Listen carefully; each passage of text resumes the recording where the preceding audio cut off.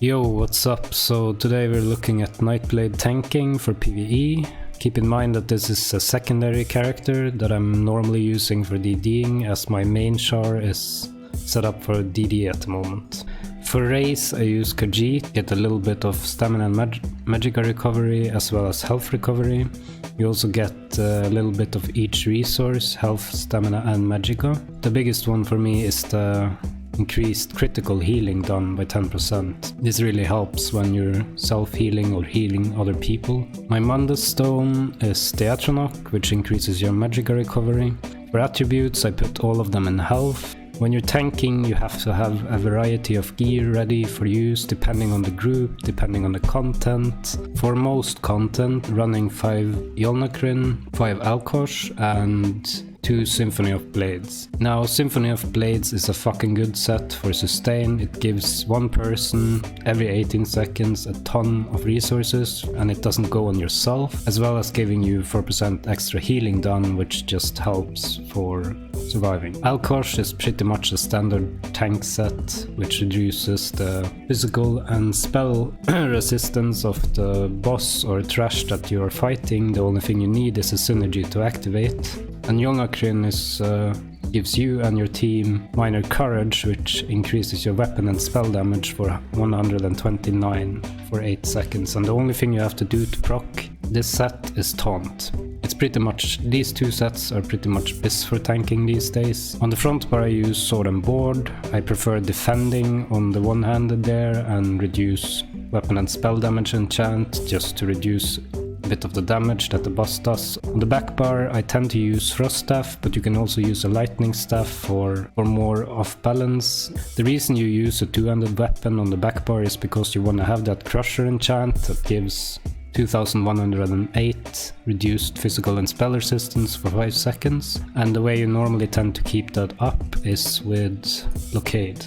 Now additionally you could use a bow and volley. As tank you want to reduce the armor and spell resist as much as you can to increase the damage dealers can deal on the boss or the trash that you're fighting. Other sets you want to have available for certain groups is Ebon, which increases your own health and all your group members' health by 1000. I'm not a personal fan of this set because I think it's a bit unnecessary, but it's definitely something you should have in your inventory. Certain groups will ask you to wear it. I never wear it in 4-man content, but I do tend to wear it sometimes in 12-man content in veteran trials. You also should have Torug's Pact in your inventory. This increases the Crusher enchant, the effect of it, and reduces the cooldown by 30%. Another set you want to have is Dragon.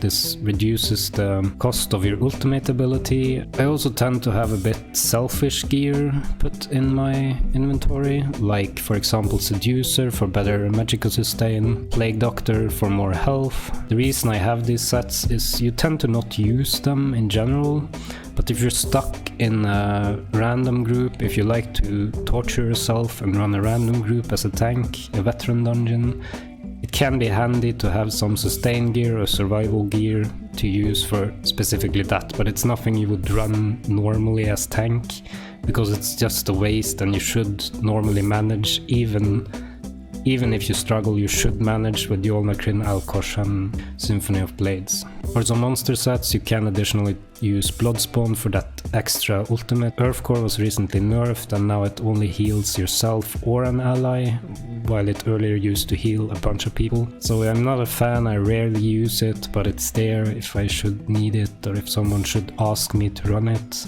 Another set is Rakugams, which is another sustain set that works on both you and your allies, giving you both magic and stamina. But I think in the end Symphony of Blade is better. It gives a bigger pool of resources, and if you have it running on 2 tanks and 2 healers, for example in a 12-man trial, it's gonna boost the sustain a lot. I also do have Stonekeeper. This is more a beginner set for tanks. It's a very selfish set where you gain resources personally. It can be handy if you're practicing, for example, VAA with a group and you're gonna need that extra sustain to be able to block all the axes. but in general you should manage without it, and it's something that you use for either practicing. Swarm Mother can be a handy set to use in foreman content when you have a lot of trash to pull. It's definitely gonna help your own sustain and gonna be easier and faster to pull stuff together so the DDs can kill it faster. And Vicosa is another selfish set, but it can be necessary in certain hard mode fights where you take a ton of damage, and so if you know that a heavy hit is coming and you know it's gonna hit you hard, bash the boss, reduce its damage, and you're gonna take a lot less damage.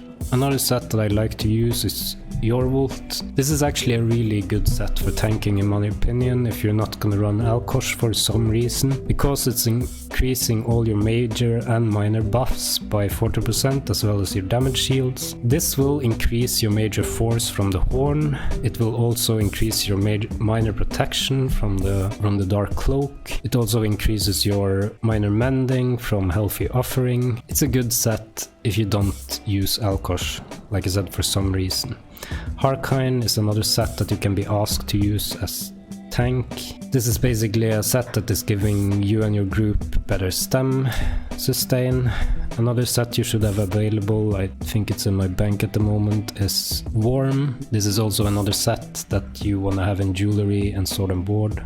All of these sets here, Harkine, Yorvult, Worm, are sets that drop in light or medium. That's why you want to have the jewelry and the sword and board and the Destro staff or bow. Alteration Mastery is another set that I like to have available. I tend to use this set if I'm teaching someone a dungeon or running a random dungeon with people that have no clue what they're doing. This will give you a ton of sustain, especially when you're dragging enemies with the fighter skill chain, which costs quite a bit of stamina, and this will help you with that as well as keep you alive, because the clue to staying alive as a tank is not running some stupid set that gives you a bunch of resistance or heals you on a proc chance or something like that. You're gonna get way further with just having to sustain to use your own skills to heal yourself. For consumables, I run all the time Tristat pots, but I do have magic and stamina pots. For easier content you don't really need this, even though I tend to pop them anyway. And for ultigen, since you're a Nightblade, you wanna have some trash pots that you can use just to charge your ultimate in between fights. You pretty much wanna spam the pot even when you don't need it as Nightblade, just to get that 20 ultimate every time you use a pot. For food I use Bewitched Sugar Skulls. This is by far the best food for tanking in my opinion, where you get the most health, stamina and magic out of it, as well as health recovery, which will just help. Okay, so on to the CP. Now this is just a general CP setup that I have, that I run for most content. Keep in mind that you will have to change this for certain veteran trials and harder content when you want to be as protected as possible. For green CP, I have quite a lot of bash focus. You have quite a lot of points in break free. If you're stunned and can't break free, it's gonna fuck you up. You don't go into stamina recovery because every time you hold block, your stamina recovery is paused, so you don't gain any stamina at all. So I have 64 points in there, which give me a total of 13%. Keep in mind when you're using your CP in certain points, you don't wanna have like, give you an example here. You can see that I have 48 points in tumbling, which reduces my cost of roll dodge. If I were to take some out of Shadow Ward here and put them in here, you can see now putting 2 more I will have 18.75%. Now the trick here is that the CP only counts a whole percent. So when I jump over from 17 to 18 and I have 18.24%, that's the whole percent, while putting 2 more points into this, going from 18.24 to 18.75 will give you absolutely nothing. It will only count the whole percent, so find the jump points and stay there. So 48 is a good place to be there, while here you want to be at 56, which will give you 20.15. For the blue CP, I have 100 points in Blast and 100 points in Elfborn. The reason for this is because Blast increases your healing done by 15% and Elfborn increases your critical damage and critical healing with magic abilities by 25%. Now, the rest of the points I've just put in some damage stuff. It doesn't really matter what you do. I like to have a riposte from the Atronach, so I have 34 in Master at Arms. But in the end it doesn't really matter where you put the rest. If you do have stamina healing abilities like Vigor, which I do not use, you could put some in Precise Strikes, but generally I have only abilities, magic abilities that heal myself, so I put 100 points in Elfborn and 100 points in Blessed. Now for the skill bar. So what I have here is what I generally run most of the time as tank. I have Heroic Slash for the extra ultimate and the reduce of the minor maim for the target that I throw it on. This will reduce their damage done by 15% for 12 seconds. Pierce Armor is what you use on Nightblade tank. Now the other morph, Ransack, is giving you minor protection, but as Nightblade tank you really don't need this because you're already gaining it from your main heal, which is Dark Cloak. And you're anyway running Dark Cloak because it's healing you, giving you minor protection and proccing the Shadow Barrier passive, which is giving you the Major Resolve. One of the skills that I don't see a lot of Nightblade tanks using, and that is surprising to me, is Healthy Offering. This is something that I keep on my bar almost at all times. The thing is, it's basically a free flash heal. The little cost of health that it takes over 8 seconds is almost not noticeable. This is why I go full into health with my attribute points and I use tri-stat glyphs on all my gear. That way you will have quite a bit of health. I'm running at the moment 38k, and that's increased again with the Warden passive, minor toughness, and that again increases the heal that you're gaining from Dark Cloak, which is healing. Now they removed the percentage so you can't see it anymore, but it's healing for a percentage of your max health over 8 seconds, and as you can see it's for me ticking at 2.8k, and that can crit. And as Khajiit, that will crit for even higher. The same goes for Healthy Offering. This can also crit, and I have seen it heal for as much as 20k in trials, and that can easily save one of your DDs or a healer. If you see someone dropping low, throw it out, heal them up, and you are gaining at the same time minor mending, which is increasing your own healing done by 8%, which then again goes on Dark Cloak and Energy Orb if you're using that. Now, additionally, instead of using Orb, which is kind of questionable these days in my opinion, since you can only throw one at a time and you tend to have healers running it, you have healers with spears and orbs, you can swap this out for defensive stance to gain that extra 10% blocking and block cost reduction, as well as gaining quite a strong damage shield. That can be quite handy in certain situations where you are gonna take a lot of damage. I like to see the damage shield here as a addition to being able to do more as tank, because if you're going on the back bar, if you're using a lightning or frost staff there, you're gonna chain a lot in 4-man content, you're gonna throw Lotus Fan. When you throw damage shield first, you have that extra damage shield on top of your health, which just gives you more time to do other things. So even though it's a selfish skill, it helps you not dropping too much in health and giving your healer a fucking panic attack. Now you can see I have Healthy Offering and Soul Siphon on the front bar, and there are 2 reasons, and one of them is that it gives increased magicka, so you need at least one for that passive. So 8% extra magicka just from having the skill there. The other one, which is more important, is that for each of them you're gaining 3% healing done, and that's just gonna help yourself stay alive as well as healing your allies. And when you're casting one of these skills, or any siphoning skill, you also gain a bit of ultimate. Now the Sword Siphon ulti is quite okay for oops button, like if you're in shit, if you're dropping in health, you're taking a lot of damage, a healer is is dead, etc, etc. You can pop that and it will heal you and everybody around you up instantly. It's also giving everybody major vitality, which is huge. So it's a oh shit ultimate that you can have there if you need it, but generally you avoid using it and you will pop your horn. Now for the back bar I use Lotus Fan. Now this is one of the tools that the Nightblade have that is really useful, because this is giving minor vulnerability for 10 seconds on the target you're casting it on, but also all the other targets around that target. So it's an AoE minor vulnerability skill. So you're casting it on a lot of enemies, debuffing them all with vulnerability, and since they changed Ether and you now have to do a fully charged heavy attack, this is really important as a Nightblade tank to run.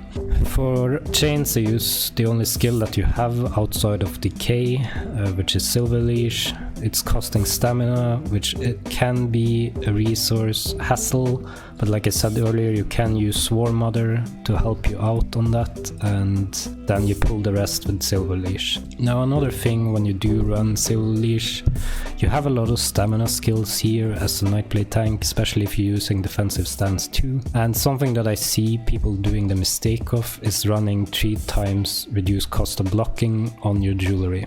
This is something that's become a meta in ESO, but the fact of the matter is that you don't tend to block so much anymore. Often you're weaving while you're tanking and you block the hits that are really hard, and that way you don't lose a lot of resources from blocking, and you don't really need the cost reduction as much. This is only true though for some content, and it really comes back to depending on the content you do. I have different types of jewelry for different types of scenarios, where sometimes I run reduced cost of feet, which reduces my stamina skills. If I have to chain a lot of things, that will help me out, and if I have to block all the time like in AA, I use reduced cost of blocking on the jewelry. Then I have Refreshing Path.